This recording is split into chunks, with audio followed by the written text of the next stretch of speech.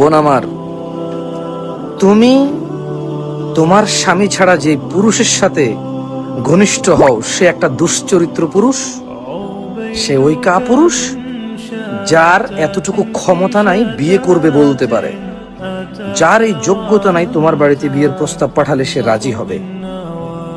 তোমার বাবা, ভাই, আত্মীয় স্বজন এরা রাজি হবে, তার যোগ্যতা নেই। বিষয়টা আমি অর্থ দিয়ে বিচার করছি না, ইভেন তার চরিত্র সুন্দর নেই, তার চলাফেরা সুন্দর নেই, তার শিক্ষা দীক্ষা সুন্দর নেই, তার বখাটেপনা আছে।